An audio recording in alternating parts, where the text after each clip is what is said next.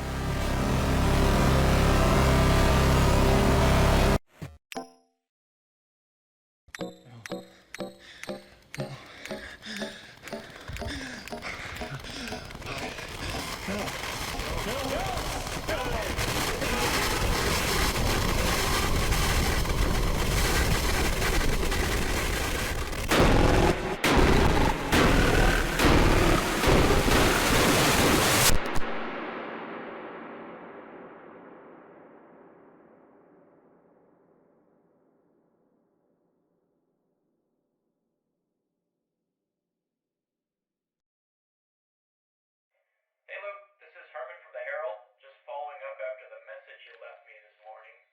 Do you have time to talk right now? Yes. Thank you so much for getting back to me. No problem, Luke. If I understand you correctly, you've got some video footage that might expose some malpractice on the part of a game publisher, Game Funa. Yes, that's right. Firstly, I have a game of theirs that took control of my PC for a bit, which can't be legal. And then this woman from the company came to my house and she... Okay, hold on a second. Let me just get my pen and pad here. Okay, so you have a game of theirs that took, was it a virus or something?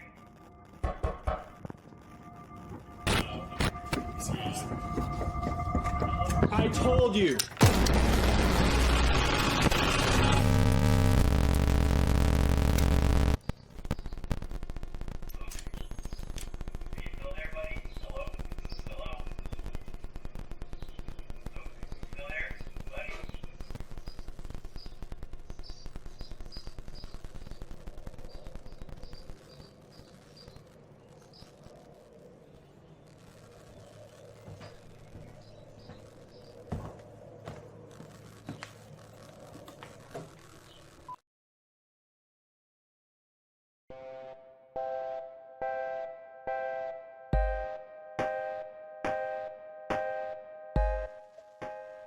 And this, ladies and gentlemen, brings us to the end of the first full playthrough that we brought up on the Odyssey Squad channel, Inscryption. Absolutely loved this game. It was recommended to me by Solar from the Odyssey Squad, and a few other people in the past have recommended it to me as well, including my sister, who always recommends incredible games to me. So I should have really played this a long time ago. It was just sensational, right? I genuinely thought for the longest time it was just that card game, sort of a bit of a roguelite in Leshy's cabin, and I was okay with that. It's why I put a lot of effort into that part of the Let's Play at the very beginning. I thought it was going to probably be about 10 or 11 episodes of me just eventually getting to the end and solving that puzzle. And then when we got to the open world piece that was like a bit like Link to the Past with a card game over the top of it, I was just absolutely blown away. And it made me really think about all the different puzzles and all the different bits that were in the background to the game. So I did a lot of searching and a lot of going around, and it was really cool. I really enjoyed the deck building, I enjoyed the game mechanics. It was just fun all the way through with enough different things coming out at you the whole time. And with this constant sort of underlying, unsettling vibe, it just made it really fun. Like, there wasn't any huge jump scares or anything that was really like scary to make it a true horror game, but the total unsettling vibes all the time always kept you on your toes and kept you on edge. So that was really fun. And then when you get to the last part of the game, where once again that's practically an entire different game based around the same card mechanics, I was just in awe at that point. I was like, what point does this game actually end? I thought maybe it was going to be another world that you had to play against each of the different scribes, and although at the very end there, where you get the idea of what, like, you know, Gramora's undead world would have looked like, and then the sort of Yu-Gi-Oh card battler with Magnificus, that was such a great way to end the game, to actually show you what that was without actually having you play through another whole open world game again. So it was really cool. I thoroughly enjoyed it. I'd really recommend this to anyone, and I will try and push for more people to play it. It's the kind of game I love, right? So really cool. And talking more about like the Odyssey Squad, we are going to be putting up some more Let's Plays on the channel. This was the first one for me, and I learned a lot, so I'm hoping the future Let's Plays will be a bit more interactive, and the things I've taken from playing this one I'll be able to put into the new game. I played a lot of this game really when I was quite sick, and I was up late at night just playing it quietly to myself. I do think when there's a bit of banter between us, it's good fun, and it's makes it a bit more interesting to listen to. And I think this kind of voiceover piece where I've played it and I'm kind of sharing you some of my thoughts is probably something I'll do a bit more often as well if I'm quite quiet or I'm playing it by myself. But I'm also going to be trying to be a bit more vocal and share my thoughts as well as I play. like something I found a lot about the first episodes, maybe the first 14 or so. Often I'd be watching it or editing it together, and there'd have loads of things going on in my head that I really should have shared out loud, but instead I just kind of go, and that encaptures like 100 thoughts. But I should really have just spoken out what I was thinking, and it would probably have made quite interesting viewing. Then I know some people quite like watching these Let's Plays where it's a bit more about just having it as something on in the background, and catching like a little bit of the story or watching it along. So you know what, I think it made its mark for those people as well. But we're going to be doing some different Let's Plays, some different kinds of game. We've got some different sort of fun things planned for the channel as well that are more a bit random and something that's maybe not been done before. And you know what, we're just at the beginning, so the whole idea about this is for us to evolve, learn how to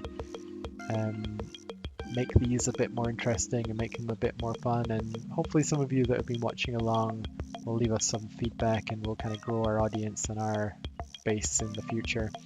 And we're not really doing this to be some super famous, huge Let's Player community. We do it for fun. We are all gamers. We wanted to do something a bit different and kind of do something that let us kind of collaborate and have a bit of fun together. And it's achieved that goal, if nothing else already. So thank you so much, everyone who joined along and kind of participated in this Let's Play with me. Had a lot of fun, and do come along and enjoy the next one.